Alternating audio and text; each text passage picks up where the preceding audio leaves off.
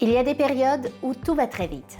Les projets s'enchaînent, les journées débordent et sans que je m'en rende compte, quelque chose s'assèche. Je continue à créer, à travailler, à produire, mais à l'intérieur, ça devient plus silencieux. Ces derniers mois, je me suis rendu compte que j'avais nourri beaucoup de choses. Ma carrière, mes projets, mon ambition, mais que j'avais un peu oublié de nourrir l'essentiel, mon imaginaire. Alors j'ai fait quelque chose de très simple, quelque chose que je fais depuis que je suis enfant. Je suis retournée au livre. En tant qu'actrice, mon rôle est d'alimenter l'imaginaire des gens. Mais pour faire cela correctement, je me dois d'alimenter le mien. Il y a énormément de choses qui m'inspirent au quotidien, mais celle que je préfère, c'est lire. La lecture a toujours fait partie de ma vie. Du moment où j'ai appris à déchiffrer des mots, c'est devenu une passion. J'aime me perdre dans l'univers des auteurs, dans les descriptions des lieux, dans les failles des personnages. Et par-dessus tout, j'aime les émotions qu'un livre peut me faire traverser. Je suis une lectrice éclectique, c'est-à-dire que je n'ai pas de genre de prédilection. J'aime choisir une lecture un peu comme on choisit une musique, c'est-à-dire en fonction de l'état dans lequel je me trouve. Et depuis le début de l'année, ce dont j'avais envie, c'était du frisson, du suspense, un livre page-turner, parce que ces derniers mois que j'ai traversés ont été très intenses. Depuis mon retour d'Italie, je n'ai presque pas arrêté de travailler. Et forcément, mon temps de lecture a diminué et je l'ai senti. À la place, je regardais plus d'écran.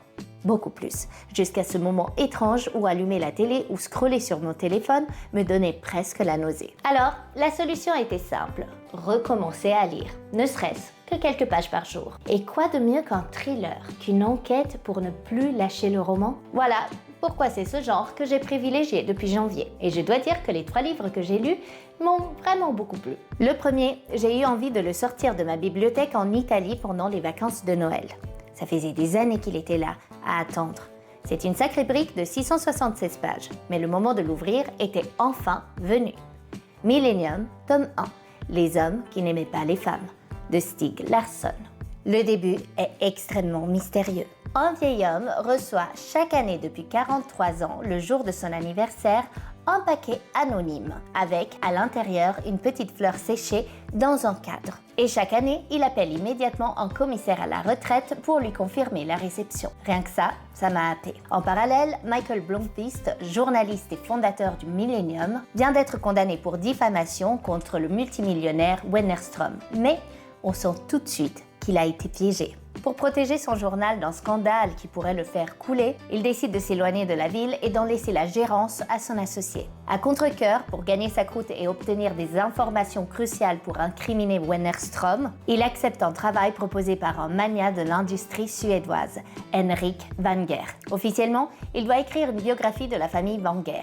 Officieusement, il doit élucider une disparition vieille de plus de 40 ans, celle d'Henriette Wanger, la nièce préférée d'Henrik, disparue à 16 ans. Mais ça ne s'arrête pas là, parce qu'en parallèle, on découvre aussi Lisbeth Salander, 24 ans, étrange, marginale, placée sous tutelle pour des raisons encore floues et qui gagne sa vie en déterrant les secrets des autres. Leurs trajectoires vont bien évidemment se croiser et rendre le récit dense, tendu et fascinant. J'ai énormément aimé cette lecture. L'auteur avait un véritable don pour la narration. Il a réussi à me happer du début à la fin, malgré quelques passages très crus que normalement m'auraient fait lever les yeux et sauter quelques lignes. J'ai adoré me perdre dans ce climat froid, glacé, typiquement suédois qui se marie parfaitement à l'ambiance du récit.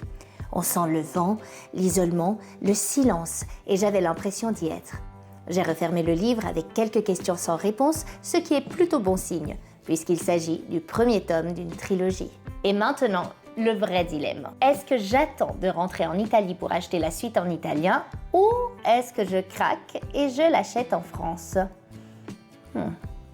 Écoutez, la suite dans le prochain épisode. Le suivant est un bouquin que j'avais trouvé il y a des années dans une boîte à livres. Je n'en avais jamais entendu parler. Le problème avec Jane de Catherine Cusset. Déjà, cette couverture est sublime. Je trouve cette image magnifique. Mais ce à quoi je ne m'attendais pas, c'est à aimer autant cette lecture. Ça a été une vraie surprise, et encore plus quand, en le notant sur Goodreads, j'ai découvert qu'il n'avait pas eu un succès fou. Parce que pour moi, c'était un vrai coup de cœur. L'histoire est plutôt simple. Jane découvre un jour dans sa boîte aux lettres un paquet à son nom. À l'intérieur, un manuscrit. Son titre, Le problème avec Jane. Au début, Elle pense à une mauvaise blague, mais en lisant les premières pages, elle s'aperçoit que le manuscrit raconte sa vie, dans les moindres détails. Quelqu'un l'observe. Depuis quand? Pourquoi? Et surtout, dans quel but? Honnêtement, Jane n'est pas un personnage que je qualifierais d'attachant. Elle m'a fait lever les yeux au ciel un nombre incalculable de fois. Et normalement, quand je n'aime pas le personnage principal, je décroche. Mais là, impossible. L'intrigue était tellement intelligente, tellement bien construite, que même en étant agacée par Jane, j'avais envie de savoir. À la fin de chaque chapitre, j'en voulais plus. Et la chute, je l'ai trouvée brillante. Autant dans Millennium, j'avais plus ou moins compris le mystère, autant ici, j'étais complètement stupéfaite. Je ne l'ai pas vu venir. Alors malgré des critiques parfois mitigées, je ne peux que vous conseiller cette lecture. Faites abstraction de la personnalité de Jane, accrochez-vous et attendez la chute, parce que ça en vaut vraiment la peine. Pour moi en tout cas, c'était un 5 sur 5.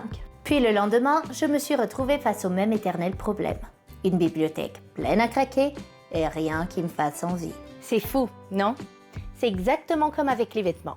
On ouvre l'armoire, elle déborde, et pourtant, on n'a rien à se mettre.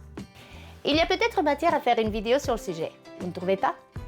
Enfin bref, rien ne m'attirait. Du coup, j'ai opté pour Les secrets de la femme de ménage, tome 2, de Frida McFadden. Oh là là, il fait trop beau. Allez, je vous pose et je vous parle de La femme de ménage. On me l'avait offert il y a longtemps et il était temps de le lire. J'avais beaucoup aimé le premier. Et d'ailleurs, si vous voulez, vous pouvez retrouver la chronique sur ma page Instagram, The Stolen Book. Je savais que cette suite serait une valeur sûre. On retrouve Millie, désormais étudiante à l'université, qui a besoin d'un nouveau travail. Elle décroche un poste de femme de ménage et cuisinière chez les Garrick, un couple fortuné qui vit dans un somptueux appartement new-yorkais. L'entretien se passe bien, mais dès le premier jour, il y a quelque chose qui cloche. Douglas Garrick lui fait froid dans le dos et sa femme Wendy reste enfermée dans la chambre d'amis en permanence sous prétexte d'une maladie. Mais un jour, en faisant la lessive, Millie découvre une étrange tache de sang sur une chemise de nuit. Et là, le doute s'installe. Elle commence à soupçonner des violences conjugales et on le sait, cette femme de ménage n'est pas du genre à rester les bras croisés. Sincèrement, j'ai beaucoup aimé. La recette fonctionne toujours. Des chapitres courts, efficaces, une tension constante et ce besoin irrépressible de tourner la page. J'ai été happée très facilement, même si je dois admettre que l'intrigue m'a paru assez similaire au tome 1. Du coup, je n'ai pas été surprise par la chute, mais ça n'a pas gâché mon plaisir parce que c'est exactement ce dont j'avais besoin. Un livre addictif, rapide, pour un moment ludique. C'est le genre de lecture parfaite quand on est en panne ou quand on a juste besoin de ressentir ce petit frisson sans trop réfléchir. En revanche, je ne pense pas lire la suite. Parce que ce schéma, aussi efficace soit-il, il perd un peu de sa magie quand il se répète. Lire, pour moi, ce n'est pas cocher une case. Ce n'est pas finir un certain nombre de pages par semaine. C'est retrouver un espace intérieur, un endroit où le bruit se calme. Ces 3 lectures m'ont fait voyager. Dans le froid suédois, dans les méandres d'un manuscrit inquiétant, dans les secrets d'un appartement new-yorkais. 3 ambiances différentes, mais un même effet. Me faire travailler mon imaginaire. Et c'est peut-être ça que je cherche au fond quand j'ouvre un livre. Pas seulement une histoire, mais une respiration. Alors, si vous aussi vous traversez une période un peu saturée d'écran, un peu trop bruyante, peut-être que la solution elle est là, dans un roman qui vous attend depuis des années sur une étagère. Et si au contraire vous lisez régulièrement, dites-moi en commentaire vos coups de cœur, parce qu'il n'y a rien de plus beau que l'échange. À bientôt.